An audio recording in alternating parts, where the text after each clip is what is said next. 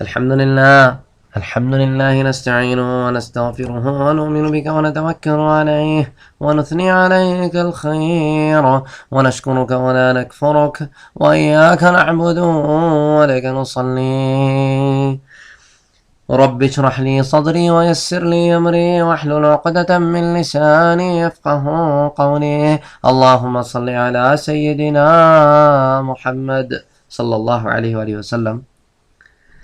آج کے درس میں ہم ایک بہت ہی امپورٹنٹ باب کو ذکر کرنے والے ہیں جو سیرت النبی کا ایسا زبردست باب ہے، اس کو آپ کہتے ہیں نا ٹرننگ پوائنٹ، چینجنگ پوائنٹ، کہ اللہ کے رسول صلی اللہ علیہ وآلہ وسلم نبوت کے 13 سال مکے میں گزارنے کے بعد مدینہ ہجرت فرما رہے ہیں، تو اس زمانے کے حالات واقعات اور ہجرت کے دوران کیا پیش آیا، ہجرت سے قبل کیا پیش آیا، کفار نے کیا کیا، راستے میں کیا پیش آیا، انشاءاللہ ان تمام باتوں کو ہم ذکر کرنے کی کوشش کریں گے مع ان قرآنی آیات کے جو اس ضمن میں اللہ عز و جل نے نازل فرمائی۔ تو انشاءاللہ اس درس میں، اور اگر اس درس میں اس بات کو مکمل نہ کیا جا سکا تو پھر ایک اور درس کریں گے جس میں اس بات کو مکمل کرنے کی کوشش کریں گے کہ اس ضمن میں کیا کیا واقعات پیش آئے۔ پھر ایک اور کام ہم یہ کریں گے کہ کچھ ہسٹوریکل انسیڈنٹس کو جو اللہ کے رسول سے پہلے اور بعد میں پیش آئے ان کو بھی ذکر کرنے کی کوشش کریں گے، اور کچھ علماء کرام کے اقوال کو بھی ذکر کرنے کی کوشش کریں گے، ان کے جوابات کو ذکر کرنے کی کوشش کریں گے۔ تو ایک ہماری کوشش ہوگی، اللہ اسے قبول فرمائے اور مجھے ہمت دے، طاقت دے اور توفیق عطا فرمائے کہ میں اس کو صحیح طور پر بیان کر سکوں، کہ بات سمجھ میں آئے۔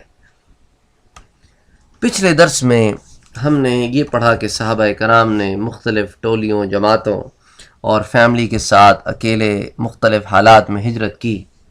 اس ضمن میں نے آپ سے عرض کیا تھا کہ چند صحابہ کرام کا میں نے ذکر کیا تھا، مثال کے طور پہ حضرت حذیفہ کے غلام حضرت سالم رضی اللہ تعالی عنہ کا میں نے آپ سے ذکر کیا تھا، پھر حضرت عمر رضی اللہ تعالی عنہ کی ہجرت کا ذکر کیا تھا، اسی طرح حضرت ابو سلمہ اور ام سلمہ کی ہجرت کا ذکر کیا تھا، حضرت صہیب رومی کی ہجرت کا ذکر کیا تھا۔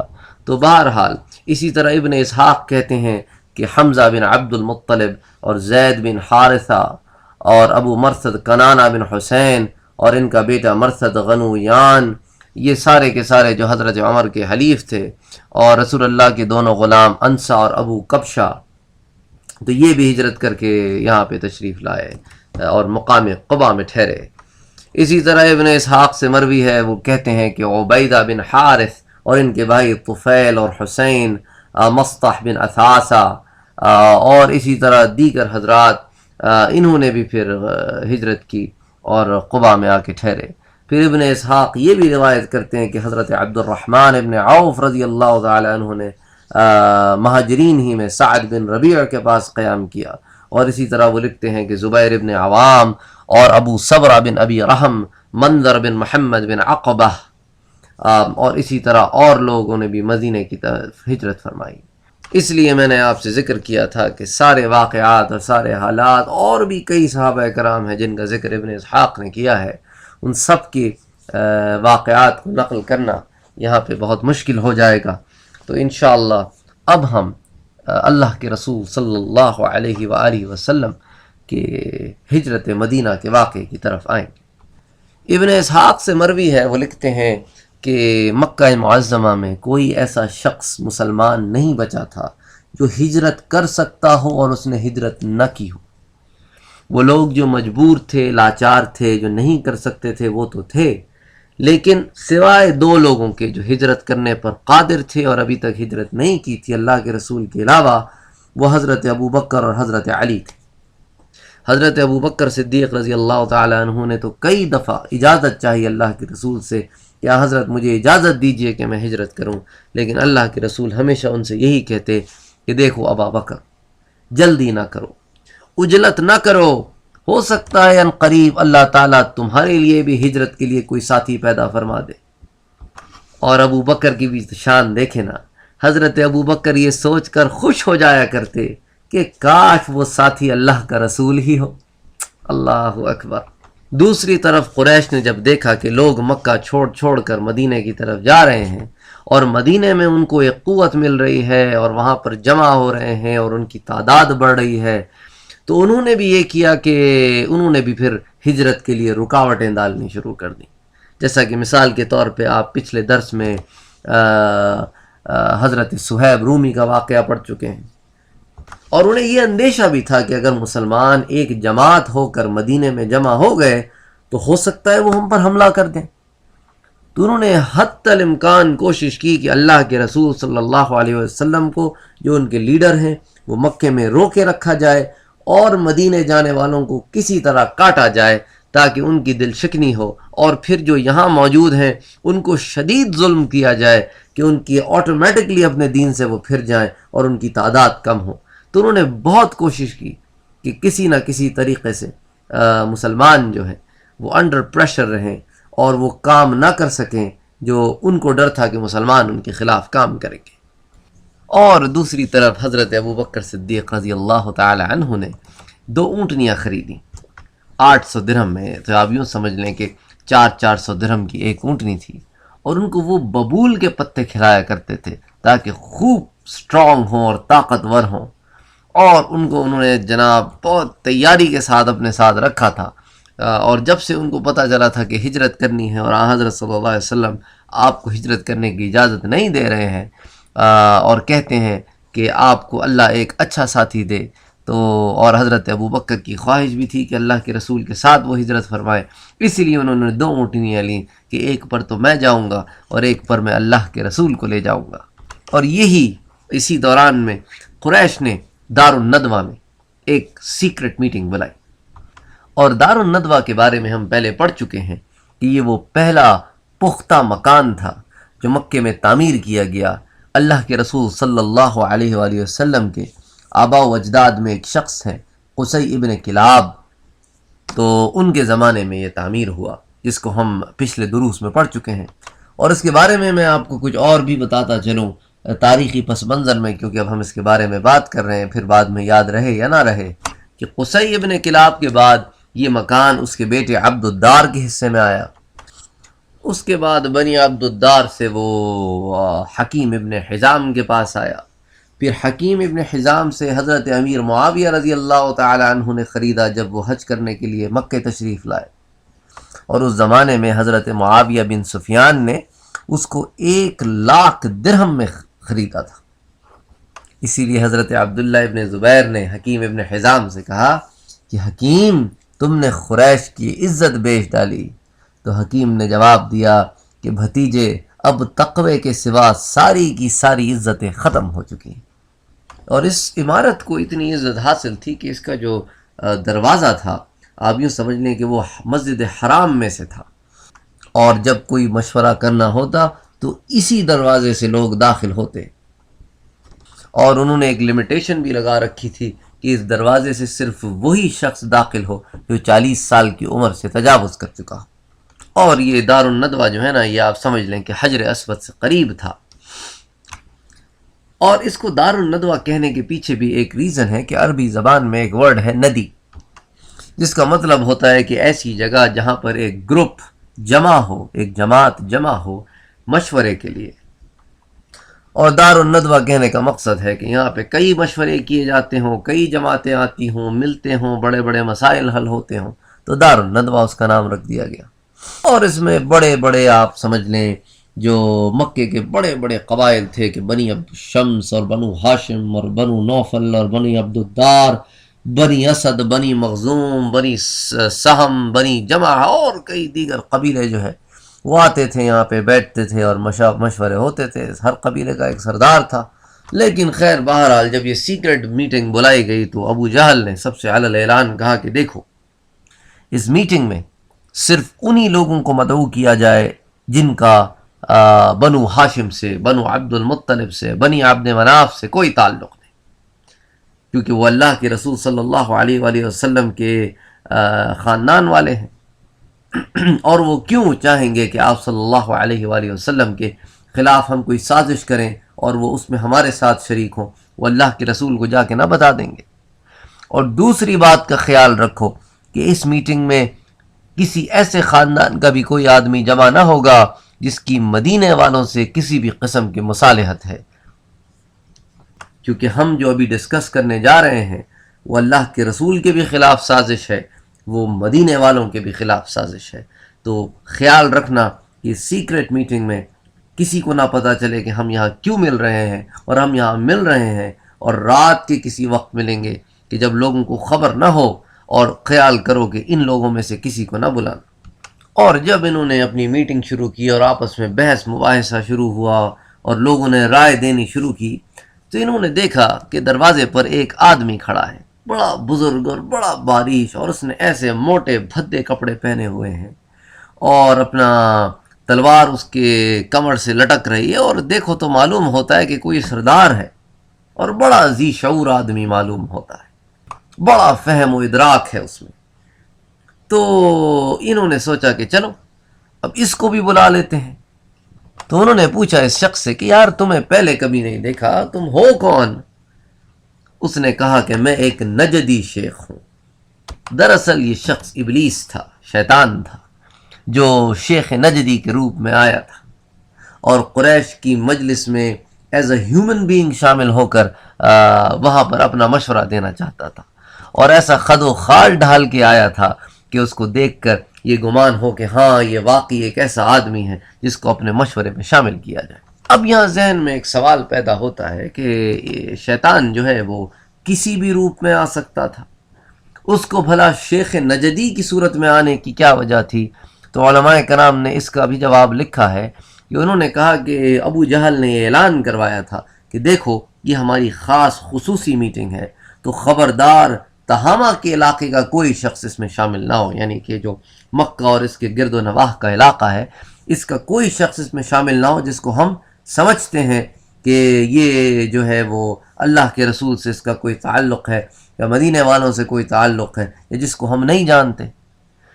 تو ہو سکتا ہے وہاں حضرت صلی اللہ علیہ وسلم کے ساتھ ہو، اس لیے شیطان جو ہے وہ شیخ نجدی کی صورت میں آیا کہ نجد کا علاقہ جو ہے وہ عراق اور اس کے آگے اور بالکل جو ہے نا وہ نارتھ میں، تو وہاں سے تو یہاں کا کوئی لینا دینا ہی نہیں ہے۔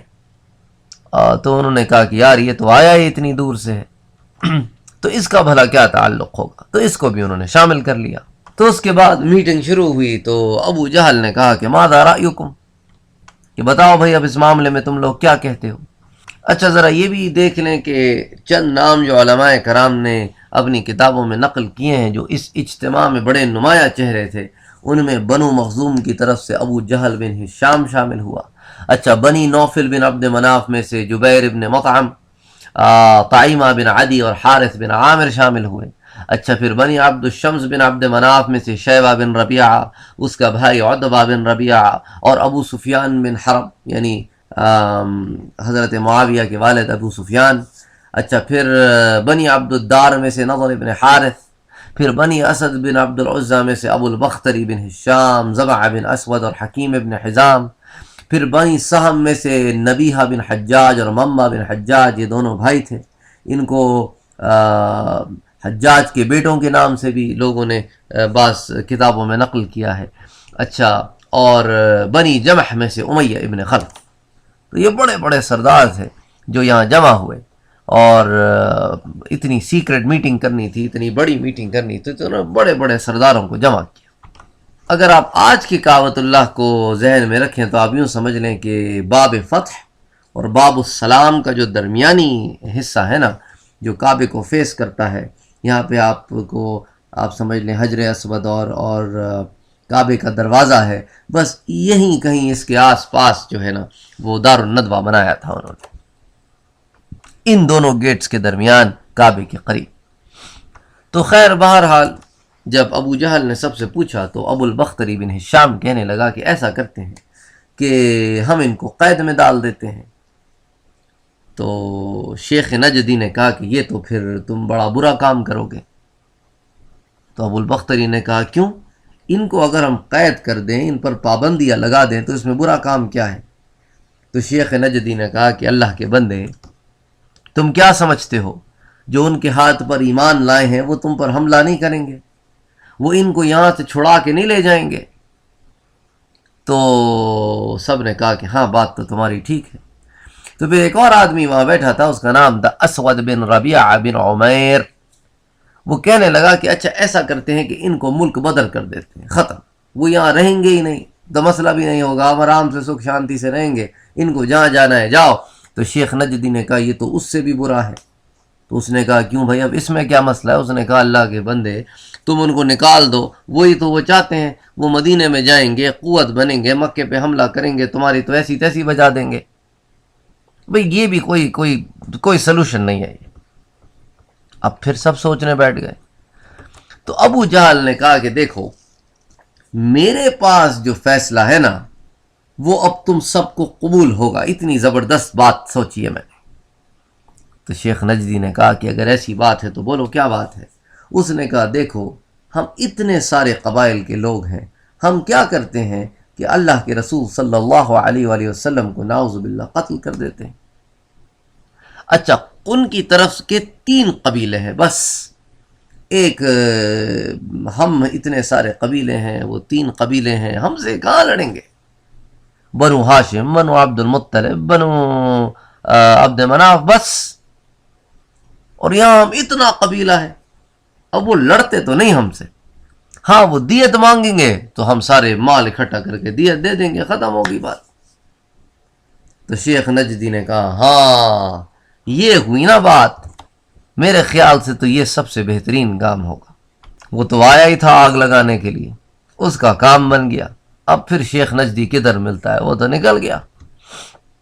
اچھا یہ بیٹھے ادھر پلان کر رہے ہیں، وہاں جبریل اللہ کے رسول صلی اللہ علیہ وآلہ وسلم کے پاس قرآن لے کے ادھر گیا، اور آپ صلی اللہ علیہ وآلہ وسلم کو ہدایت کی کہ آپ روزانہ جس بستر پر سوتے ہیں آج آپ اس پر نہیں سوئیں گے. اور پھر اللہ نے یہ قرآن بھی اتارا، وَإِذْ يَمْكُرُ بِكَ الَّذِينَ كَفَرُوا لِيُثْبِتُوكَ أَوْ يَقْتُلُوكَ أَوْ يُخْرِجُوكَ وَيَمْكُرُونَ وَيَمْكُرُ اللَّهُ وَاللَّهُ خَيْرُ الْمَاكِرِينَ. اللہ اکبر. پاک پروردگار تیری شان نرالی ہے. وَإِذْ يَمْكُرُ بِكَ الَّذِينَ كَفَرُوا، اور جب کافر لوگ خفیہ سازشیں کر رہے تھے، لیُثْبِتُوک کہ آپ کو قید کر دیں، او یقتلوک یا آپ کو قتل کر دیں، او یخرجوک یا آپ کو وطن سے نکال دیں.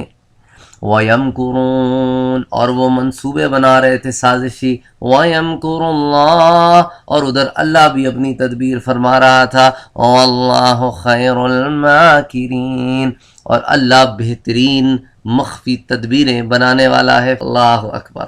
آپ دیکھیں نا کہ اللہ اپنے نبی کو کیسے نکال کے لے گیا اور وہ تدبیریں کرتے رہ گئے. یہ تو پھر اللہ کی شان ہے نا. پھر اللہ کے رسول صلی اللہ علیہ وآلہ وسلم حضرت ابو بکر کے پاس آئے، اور یہ بھی بہت پیاری حدیث ہے، اتنی پیاری حدیث ہے اور اتنی ڈیٹیل میں حضرت ابو بکر صدیق رضی اللہ تعالی عنہ کے گھرانے کے لوگوں نے اس کو نقل کرایا ہے. اس سے پتہ چلتا ہے کہ اللہ کے رسول سے کس قدر محبت تھی. اتنی ڈیٹیلز کہ اللہ کے رسول صلی اللہ علیہ وآلہ وسلم آ رہے ہیں ابو بکر کے گھر پہ، تو ان کی بیٹی حضرت اسماء رضی اللہ تعالی عنہا اللہ کے رسول کو دیکھتی ہیں اور کہتی ہیں کہ ابا جان اللہ کے رسول کبھی ہمارے گھر پہ اس وقت میں نہیں آئے، چلاتی دھوپ ہے، آپ یا تو اول وقت آتے تھے یا دن کے آخری حصے میں آتے تھے، کبھی اللہ کے رسول اس وقت ہمارے گھر نہیں آئے. پھر وہ بیان کرتی ہیں کہ آپ صلی اللہ علیہ وآلہ وسلم نے اپنے سر پر ایسے کپڑا ڈالا ہوا تھا، اور پھر علماء اس پر بحث کرتے ہیں کہ اللہ کے رسول صلی اللہ علیہ وآلہ وسلم نے اپنے سر پر کپڑا کیوں ڈالا تھا، حالانکہ آپ اپنے سر پہ کپڑا اس طرح نہیں ڈالتے تھے، کیونکہ آپ دوپہر میں آ رہے تھے اور مکے کی گرمی سے آپ واقف ہیں کہ کس قدر سخت گرمی پڑتی ہے. تو اللہ کے رسول صلی اللہ علیہ وآلہ وسلم نے وہ کپڑا دھوپ سے بچاؤ کے لیے لیا تھا. اب آپ دیکھیں بی بی اسماء وقت بھی بتا رہی ہیں، حال بھی بتا رہی ہیں، کیفیت بھی بتا رہی ہیں، کانورسیشن بھی بتا رہی ہیں. پھر حضرت اللہ کے رسول صلی اللہ علیہ وآلہ وسلم کے ایسے وقت پر آنا جبکہ آپ پہلے کبھی اس وقت پر نہیں آتے تھے، حالانکہ آپ حضرت ابوبکر کے گھر دن میں 2 دفعہ آتے تھے، کبھی 1 دفعہ کبھی 2 دفعہ، لیکن روز آتے تھے۔ تو حضرت ابوبکر نے کہا کہ کچھ ضروری احکام ہوگا، اس لیے اللہ کے رسول ایسے وقت آ رہے ہیں جس پر عموماً نہیں آتے۔ تو جب اللہ کے رسول صلی اللہ علیہ وآلہ وسلم آئے تو آپ نے دروازہ کھٹکھٹایا، اور حضرت ابوبکر صدیق رضی اللہ تعالیٰ عنہ نے دروازہ کھولا تو آپ نے پوچھا، ابوبکر گھر میں کوئی ہے تو نہیں؟ تو حضرت ابوبکر صدیق رضی اللہ تعالیٰ عنہ نے کہا، اللہ کے رسول صلی اللہ علیہ وآلہ وسلم گھر میں ابوبکر ہے اور اس کی بیٹیاں ہیں۔ آپ نے کہا سب کو دور کر دو۔ حضرت ابوبکر نے کہا کہ یہ تو رازدار نبوت کو راز میں رکھنے والا گھر ہے۔ علماء کرام کہتے ہیں کہ آپ نے اپنی بیوی کا ذکر کیوں نہیں کیا؟ کیونکہ کوئی شریف آدمی اپنی بیوی کا ذکر نہیں کرتا۔ وہ گھر میں موجود تھیں لیکن انہوں نے وہاں ذکر کرنا مناسب نہیں سمجھا۔ تو خیر، بہرحال اللہ کے رسول صلی اللہ علیہ وسلم گھر میں داخل ہوئے۔ اب آپ دیکھیں، یہ ٹین ایجرز ہیں، اور ٹین ایجرز بھی نہیں ہیں بی بی عائشہ تو، اور رازدار نبوت کو ایسے راز میں رکھا کہ پھر نہیں کھولا کفار کے آگے اس راز کو۔ یہ تو شان ہے ابو بکر کے گھر کی۔ کڑا سے کڑا وقت آیا لیکن راز نہیں کھولا، کیونکہ راز جو ہے وہ نبوت کا راز ہے۔ اللہ اکبر۔ اللہ کے رسول نے ابو بکر سے کہا، ابو بکر اجازت مل گئی ہے اللہ کی طرف سے ہجرت کرنے کی، اور مجھے حکم ہوا ہے کہ آپ میری ہم رکابی کریں گے۔ تو حضرت ابو بکر رضی اللہ تعالی عنہ رونے لگ گئے۔ بی بی عائشہ کہتی ہیں کہ میں نے واللہ خدا کی قسم اس سے پہلے کبھی کسی کو خوشی سے روتے ہوئے نہیں دیکھا۔ غم سے روتے ہوئے تو میں نے بہت لوگ دیکھے ہیں، میں نے اپنے باپ کو اس دن خوشی سے روتے ہوئے دیکھا کہ ابو بکر اس بات پر خوش تھے کہ میں اللہ کے رسول صلی اللہ علیہ وآلہ وسلم کے ساتھ ہجرت کروں گا، حالانکہ وہ جانتے بھی تھے کہ یہ بہت خطرناک سفر ہے، لیکن وہ تو عشق رسول ہے نا، عشق رسول ہے، پھر خطرات کدھر نظر آتے ہیں۔ اور آپ کو حیرت ہوگی کہ علماء کرام نے اپنی کتابوں میں رونے کی قسمیں بھی اسی باپ کے ضمن میں بیان کی ہیں۔ مثال کے طور پر ایک کتاب ہے جس کا نام ہے سفر السعادہ، اس میں علماء نے 10 قسمیں بیان کی ہیں رونے کی۔ وہ کہتے ہیں کہ ایک تو رونے کی قسم ہوتی ہے کہ جو خوشی کا رونا ہوتا ہے، ایک غم کا رونا ہوتا ہے جو کسی چیز کے ختم ہو جانے پر ہوتا ہے، ایک رحمت یعنی نرم دلی کی وجہ سے انسان روتا ہے، ایک خوف اور ڈر کی کیفیت میں روتا ہے، ایک جھوٹا اوپر دل سے روتا ہے جس کو کہتے ہیں نا مگرمچھ کے آنسو، یا وہ جو پروفیشنل رونے والے ہوتے ہیں وہ جس طرح روتے ہیں وہ مگرمچھ والے آنسو۔ ایک موافقت کا رونا ہوتا ہے، یعنی کہ کسی آدمی کو آپ نے غم میں دیکھا اور اس کا غم دیکھ کر آپ کو بھی اتنا غم لاحق ہوا کہ آپ بھی اس کے ساتھ رونے بیٹھ گئے۔ ایک محبت اور شوق کا رونا ہوتا ہے کہ کسی سے اس قدر محبت ہوتی ہے کہ آنکھ سے آنسو نکل آتے ہیں۔ ایک کسی ناقابل برداشت صدمے کے آنے پر رونا ہوتا ہے، ایک کمزوری اور ضعف کی وجہ سے رونا ہوتا ہے، اور وہ 10ویں قسم بتاتے ہیں کہ ایک نفاق کا رونا ہوتا ہے کہ آنکھیں تو بہتی ہیں لیکن دل پر کچھ اثر نہیں ہوتا۔ یعنی حیرت ہوتی ہے کہ علماء کرام نے کتنا کام کیا ہے انسان کے نفس پر، ذاتیات پر۔ اسی طرح علامہ حلبی بیان کرتے ہیں کہ ایک نبی کا ایک پتھر پر سے گزر ہوا تو انہوں نے دیکھا کہ پتھر میں سے پانی نکل رہا ہے، تو اس نبی نے اللہ سے اس بارے میں دریافت کیا، تو اللہ نے پتھر کو بولنے کی طاقت دے دی۔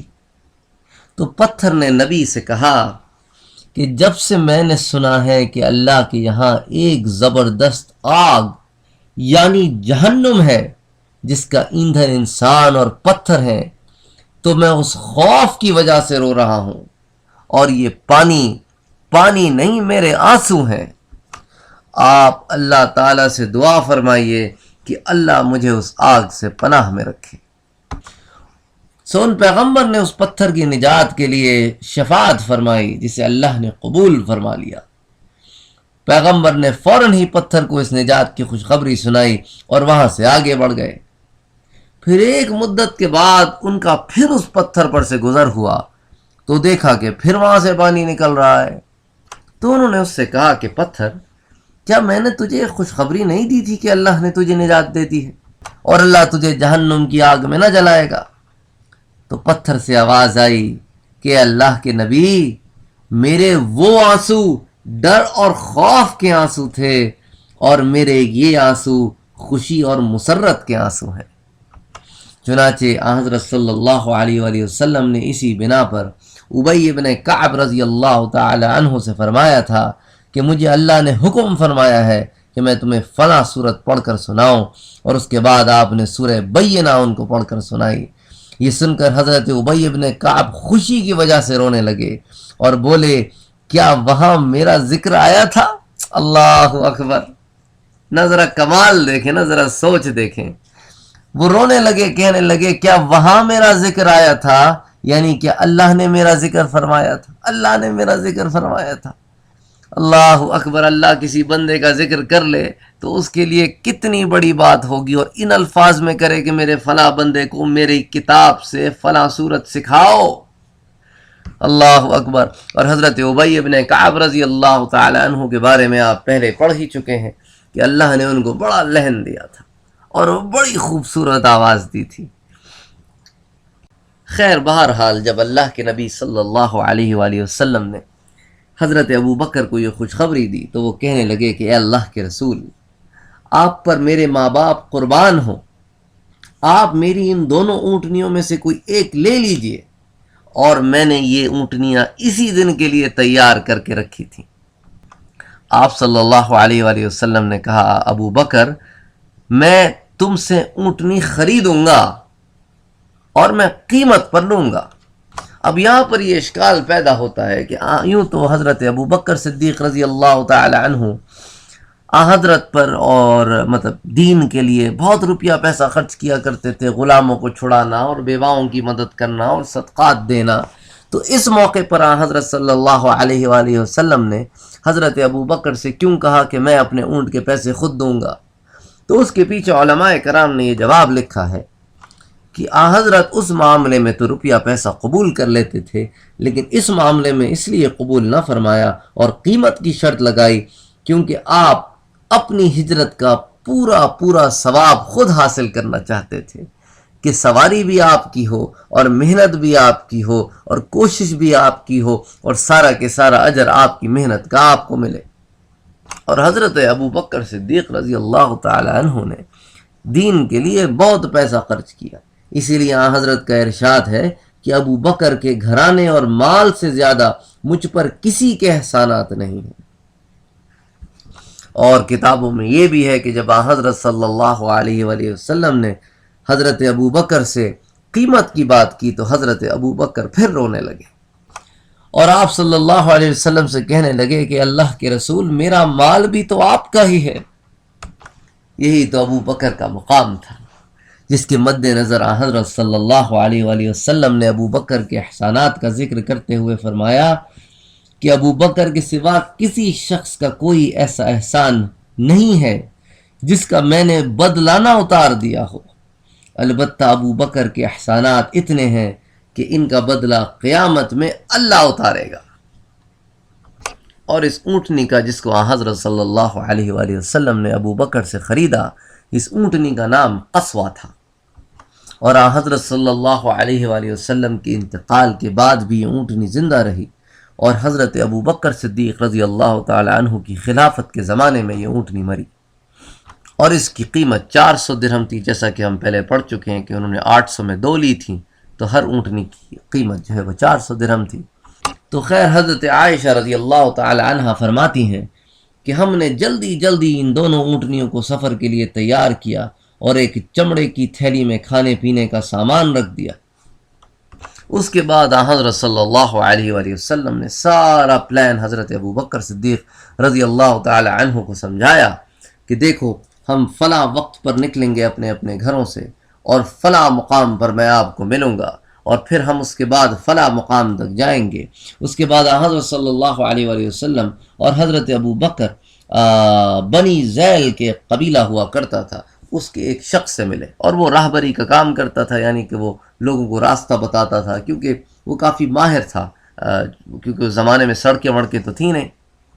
اس شخص کا نام تھا عبداللہ ابن عریقت، اور اس کو اجرت پر انہوں نے راضی کیا کہ تم ہمیں خفیہ راستے سے مدینے لے کے جاؤ گے، وہ راستہ جو عام طور پر لوگ استعمال نہیں کرتے ہیں، یعنی آپ سمجھ لیں اندر کے راستوں سے، اور اس سے یہ بھی طے کیا کہ تم ہماری اونٹنیاں لے کر فلاں دن فلاں مقام پر پہنچ جاؤ گے، پھر ہم وہاں سے سفر کریں گے۔ تو خیر یہ سارا پلان کر کے حضرت صلی اللہ علیہ وآلہ وسلم اپنے گھر لوٹ آئے، اور حضرت ابو بکر صدیق اپنے گھر چلے گئے، اور پھر ساتھ ہی ساتھ حضرت صلی اللہ علیہ وآلہ وسلم نے حضرت ابو بکر صدیق رضی اللہ تعالی عنہ کو اور آپ صلی اللہ علیہ وآلہ وسلم نے اس بات کا بھی انتظام فرمایا کہ جتنے دن ہم غار میں رہیں گے اس دوران میں حضرت ابو بکر کے لڑکے حضرت عبداللہ بن ابی بکر ہمیں کس طرح خبریں پہنچائیں گے، اور جب وہ رات کو، کہ انہوں نے دن بھر کفار کی خبریں جمع کرنی ہیں اور رات کو آ کے ہمیں ان کی اطلاع دینی ہے، اور حضرت ابو بکر کی جو غلام ہیں حضرت عامر ابن فہیرہ، ان کے ذمے کیا کام ہوگا، حضرت ابو بکر صدیق رضی اللہ تعالی عنہ کی بیٹیوں کے ذمے کیا کام ہوگا، اور وہ تمام چیزیں حضرت ابو بکر صدیق رضی اللہ تعالی عنہ کو بریفنگ دے کے اللہ کے رسول صلی اللہ علیہ وآلہ وسلم اپنے گھر تشریف لے آئے۔ اپنے گھر تشریف لا کر آپ نے حضرت علی رضی اللہ تعالی عنہ کو بریفنگ دی کہ دیکھو میرے پاس یہ امانتیں موجود ہیں، یہ اس کی امانت ہے، یہ اس کی امانت ہے، یہ اس کی امانت ہے، یہ اس کی امانت ہے، اور دیکھو جب تک یہ امانتیں لوگوں تک نہ پہنچا دینا تب تک تم مدینہ ہجرت نہ کرنا۔ تو آپ صلی اللہ علیہ وآلہ وسلم نے انہیں انسٹرکشنز دیں اور کہا کہ بھئی تم میں آج رات کو میرے بستر پر سو جانا۔ تو اللہ کے رسول صلی اللہ علیہ وآلہ وسلم نے اللہ کی طرف کے سے حکم آنے کے بعد یہ تمام پلاننگ شروع کی۔ اس سے امت کو یہ سبق ملتا ہے کہ جب تم کوئی کام کرنے لگو تو اس کو پلان کیا کرو، اور جب آپ دیکھتے ہیں آپ میں سے وہ لوگ جو پروجیکٹس ڈیولپ کرتے ہیں یا ڈیزائن کرتے ہیں، آپ کو معلوم ہے کہ کتنی پلاننگ ہوتی ہے پروجیکٹس میں، ایک ایک چیز کا خیال رکھا جاتا ہے کہ چیزوں کو جمع کیا جاتا ہے، پھر بعد میں ڈیزائن کیا جاتا ہے، پھر اس کو بعد میں امپلیمنٹ کیا جاتا ہے، پھر ٹیسٹ کیا جاتا ہے، پھر اس کی مینٹیننس ہوتی ہے، اور جب وہ مینٹین کرنے کے قابل نہ رہے تو اس کو ڈسکارڈ کر دیا جاتا ہے۔ تو ایک پروسیس ہے پورا پروجیکٹ مینجمنٹ کا۔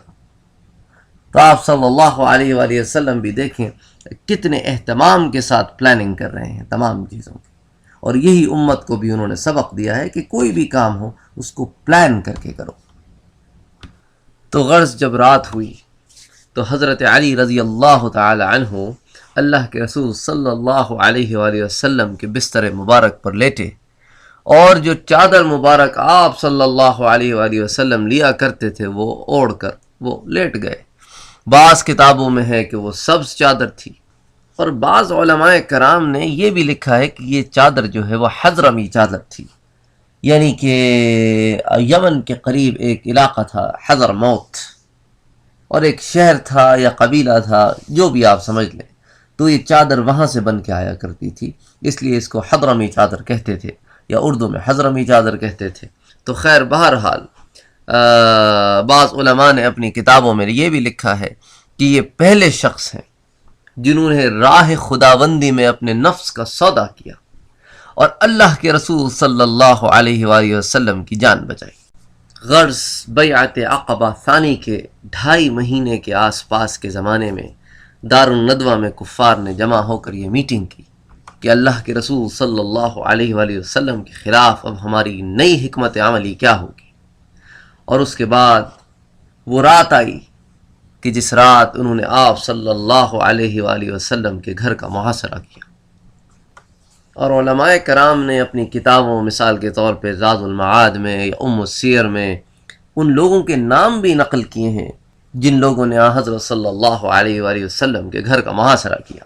ان لوگوں میں ابو جہل بن ہشام، حکم بن عاص، عقبہ بن ابی معیط، نضر ابن حارث، امیہ بن خلف، زمع بن الاسود، طعیمہ بن عدی، ابو لہب، ابی بن خلف، نبیہ بن الحجاج، اور اس کا جو بھائی تھا منبع بن الحجاج، یہ سارے کے سارے اس میں شامل تھے۔ اور یہ کفار بھی بڑی پلاننگ سے آئے تھے۔ انہوں نے بھی وقت مقرر کیا تھا کہ جب آدھی رات کا وقت ہو جائے، جب سب لوگ سو جائیں، تب ہم وہاں پر آئیں گے اور آپ صلی اللہ علیہ وآلہ وسلم کے گھر کو گھیریں گے، اور ہم انتظار کریں گے کہ جب آپ اٹھ کر رات کی نماز کے لیے کعبۃ اللہ کی طرف جائیں گے، تب ہم آپ پر حملہ کریں گے اور نعوذ باللہ آپ کو شہید کر دیں گے۔ اور یہ بدبخت ابو جہل یہاں پر بھی باز نہ آیا۔ جی جتنے لوگ اکٹھا تھے نا، ان سے اللہ کے رسول صلی اللہ علیہ وآلہ وسلم کا مذاق اڑانے کے انداز میں کہنے لگا کہ یاد ہے محمد کیا کہتا ہے؟ وہ کہتا ہے کہ مرنے کے بعد اٹھائے جاؤ گے، میری جو پیروی کرے گا وہ فلاح پائے گا، جو میری پیروی نہ کرے گا وہ تباہ و برباد ہو جائے گا۔ تم اگر اس کی اتباع کرو گے تو جنتوں میں داخل کیے جاؤ گے، اور اگر اتباع نہ کرو گے تو جہنم میں جلائے جاؤ گے۔ اور یہ اس طرح کی باتیں کر کے اللہ کے رسول صلی اللہ علیہ وآلہ وسلم کا یہ مذاق اڑا رہے تھے کہ بھلا کوئی مرنے کے بعد بھی زندہ ہوگا، بھلا کوئی جنت جہنم بھی کوئی چیز ہوتی ہے، اور ہمیں پھر حساب بھی دینا ہوگا، اور ہم غلاموں کی طرح صفوں میں بھی کھڑے کیے جائیں گے، اور ہمارے اور غلاموں میں امتیاز بھی نہ کیا جائے گا۔ اور یہ بڑے مینٹلی طور پہ پریپیئر تھے کہ آج رات تو جو ہم پلان بنا کے آئے ہیں نا، یہ تو فیل ہی نہیں ہو سکتا، اس نے تو ایگزیکیوٹ ہونا ہی ہونا ہے۔ لیکن ایک پلان یہ بنا کے آئے تھے، اور ایک پلان اللہ بنا چکا تھا، اور اللہ تو بہترین پلاننگ کرنے والا ہے۔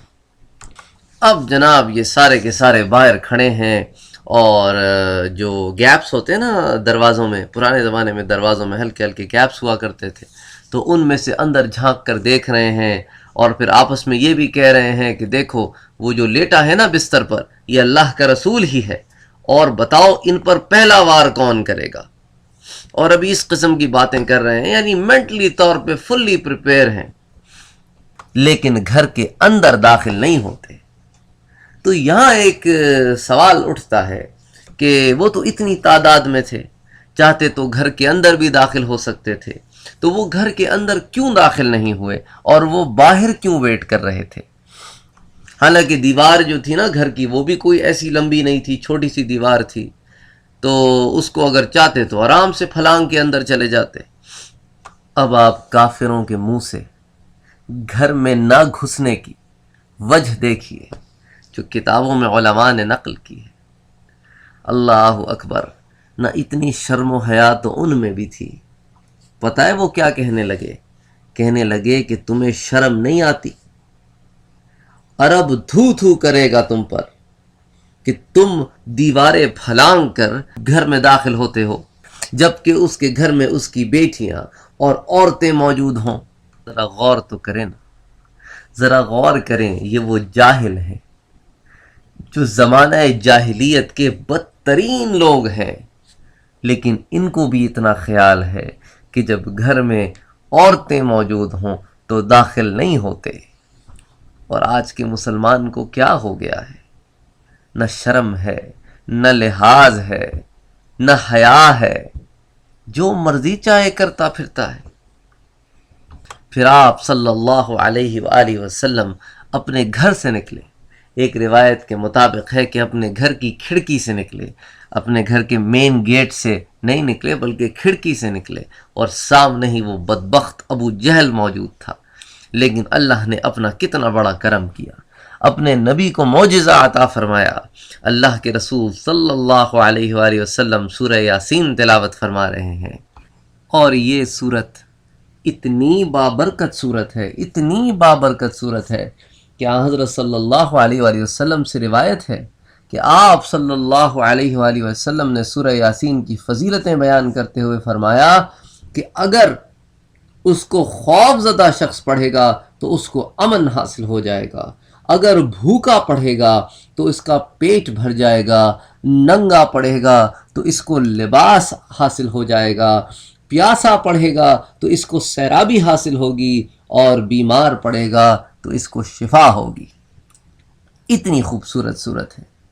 تو اللہ کے رسول صلی اللہ علیہ وآلہ وسلم سورہ یاسین پڑھتے ہوئے نکلے. بسم اللہ الرحمن الرحیم یاسین والقرآن الحکیم انک لمن المرسلین علی صراط مستقیم تنزيل العزيز الرحيم لتنذر قوما ما أنذر آباؤهم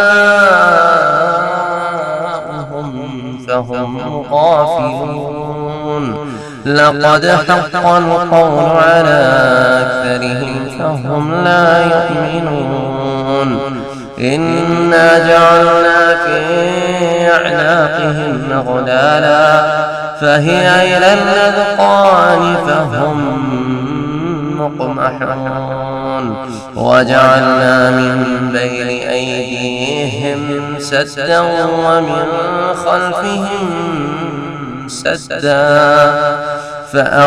فأغشيناهم فهم لا يبصرون. اللہ اکبر.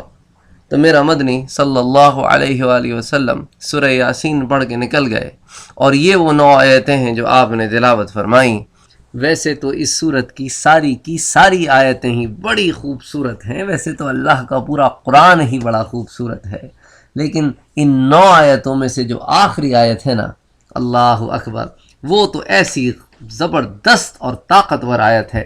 اب اس میں آپ دیکھیں کہ اللہ تعالیٰ کیا فرماتا ہے، فَأَغْشَيْنَاهُمْ فَهُمْ لَا يُبْصِرُونَ وَجَعَلْنَا مِن بَيْنِ أَيْدِيهِمْ سَدًّا وَمِن خَلْفِهِمْ سَدًّا فَأَغْشَيْنَاهُمْ فَهُمْ لَا يُبْصِرُونَ. ہم نے ان کے آگے رکاوٹ کھڑی کر دی اور ان کے پیچھے رکاوٹ کھڑی کر دی، پس ہم نے انہیں ڈھانک لیا ہے اور وہ دیکھ نہیں رہے ہیں. اللہ اکبر. اللہ کا رسول ان کی آنکھوں کے سامنے سے نکل جاتا ہے، ابھی کھڑکی سے نکل رہا ہے، سامنے بدبخت ابو جہل کھڑا ہے لیکن دیکھ نہیں پاتا، اور بھی کتنے لوگ کھڑے ہیں ان کے درمیان میں سے اللہ کا رسول نکل جاتا ہے لیکن دیکھ نہیں پاتے. وہی تو اللہ کہہ رہا ہے کہ فاغشیناہم، تو ہم نے ان کے اوپر پردے ڈال دیے، فہم لا یبصرون، کہ وہ دیکھ نہیں سکتے. آنکھیں کھلی ہیں لیکن دیکھ نہیں سکتے.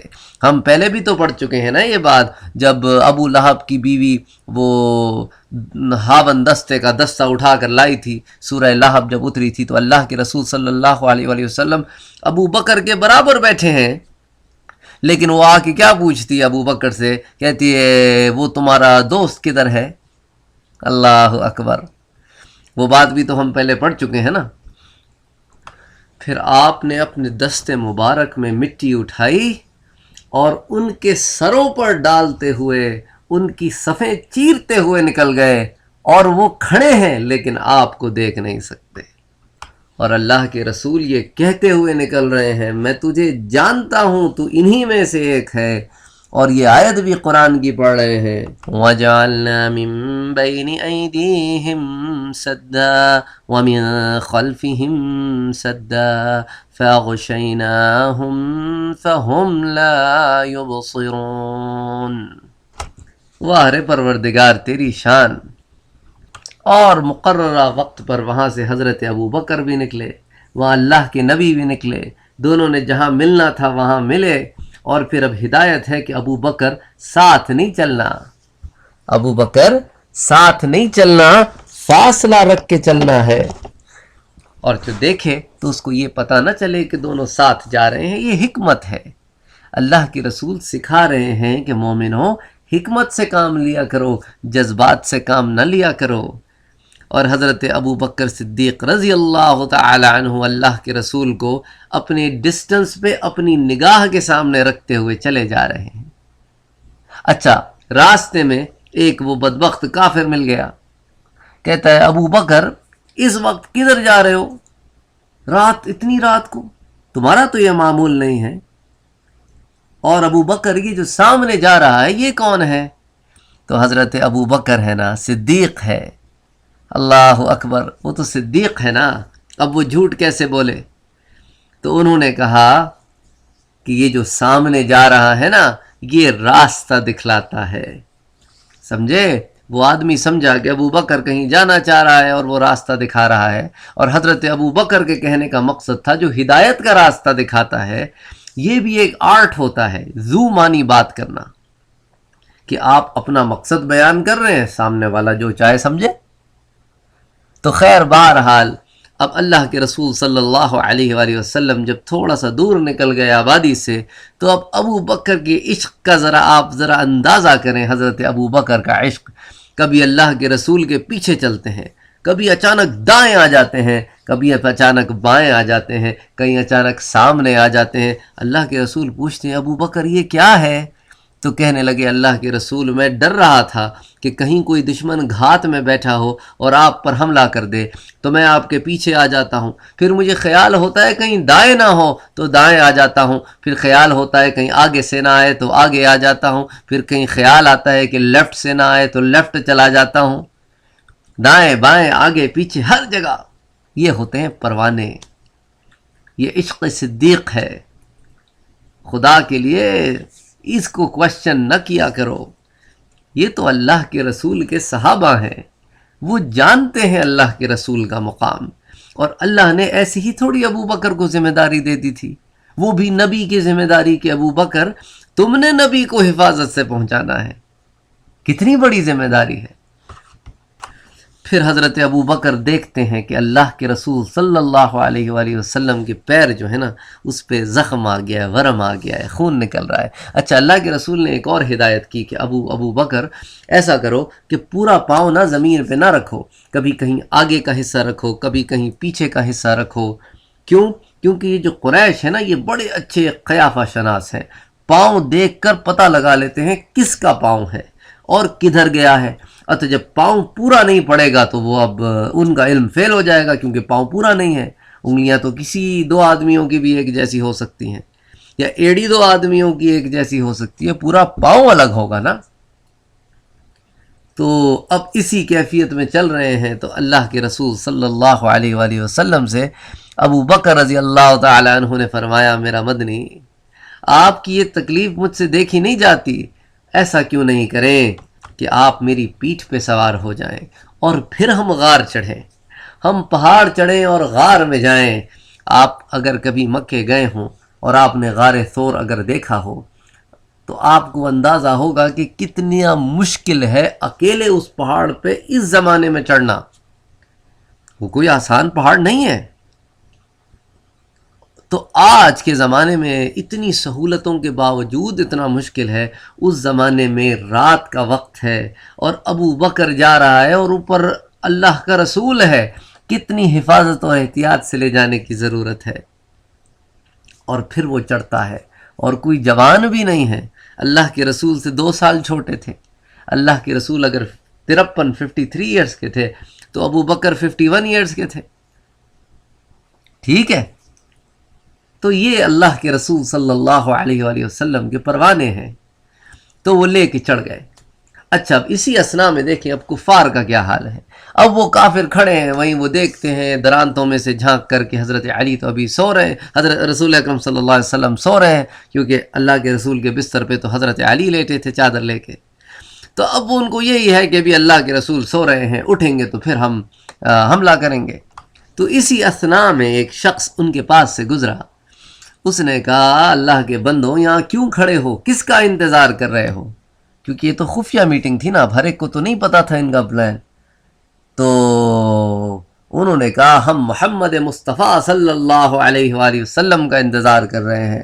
تو وہ کہنے لگا رے بے وقوفوں، خدا کی قسم محمد تو تمہارے سامنے سے نکل گئے، وہ تو تمہاری آنکھوں کے سامنے سے چلے گئے، تمہارے سروں پر تو مٹی پڑی ہے، نظر نہیں آتی تم کو.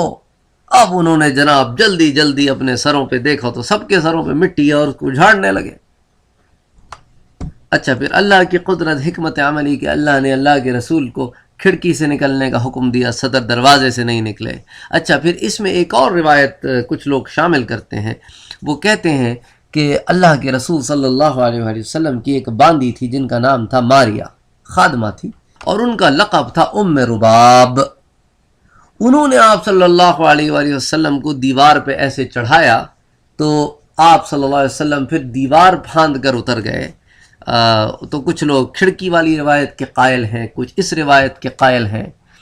بہرحال یہ کوئی ایسی اختلاف کی بات نہیں ہے، ان چیزوں میں نہ الجھا کریں۔ اللہ کے رسول صلی اللہ علیہ وآلہ وسلم بہرحال اپنے گھر سے نکل گئے اور اللہ نے ان کو کافروں کے سامنے سے نکال دیا اور وہ کھڑے اپنا منہ تکتے ہی رہ گئے۔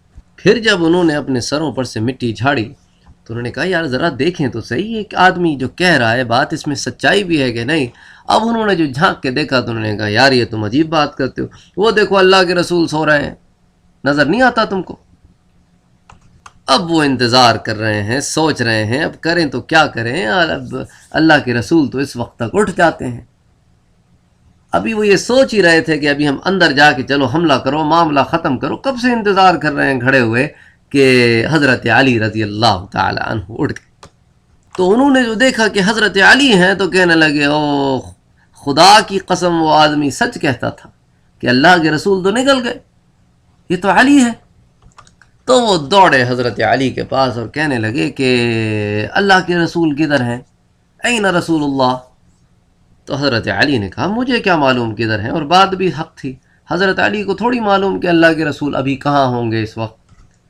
اور یہی وہ مقام ہے جس کی اللہ نے پہلے نشاندہی کی تھی اپنے مدنی کو کہ وَإِذْ يَمْكُرُ بِكَ الَّذِينَ كَفَرُوا لِيُثْبِتُوكَ أَوْ يَقْتُلُوكَ أَوْ يُخْرِجُوكَ، اور جب وہ پلاننگ کر رہے تھے کہ آپ کو ہم قید کر دیں یا قتل کر دیں یا نکال دیں، وَيَمْكُرُونَ، اور وہ اپنی طرف سے منصوبے بنا رہے تھے، وَيَمْكُرُ اللَّهُ، اور اللہ نے بھی ایک منصوبہ بنایا تھا، وَاللَّهُ خَيْرُ الْمَاكِرِينَ، اور اللہ بہترین تدبیریں کرنے والا ہے۔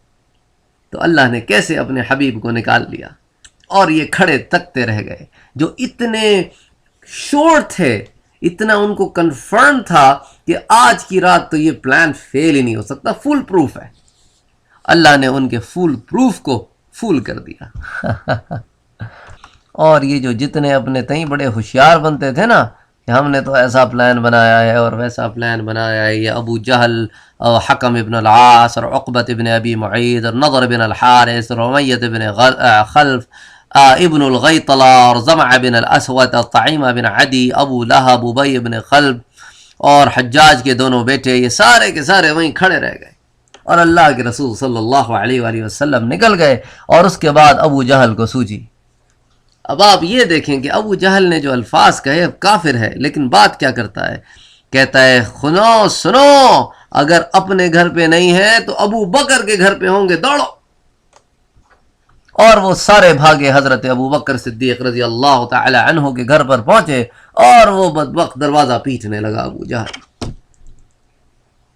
اللہ اکبر، اندر سے بی بی اسما آئی تو اس بدبخت ابو جہل نے سوال کیا کہ کہاں ہے ابو بکر اور کہاں ہے اللہ کا رسول؟ تو بی بی اسما نے کہا مجھے نہیں معلوم، اور بات بھی سچ تھی، ان کو کیا معلوم کہ جب رات بھر اتنا عرصہ چلیں گے تو کہاں ہوں گے، ابھی کہاں تک پہنچے ہوں گے۔ انہوں نے کہا مجھے نہیں معلوم۔ تو پتہ اس بدبخت نے کیا کیا؟ اللہ اکبر، اس نے بی بی اسما کو اتنی زور کا تھپڑ مارا نا کہ ایک طرف تھپڑ مارا تو دوسری طرف کی بالی ٹوٹ کر گر گئی۔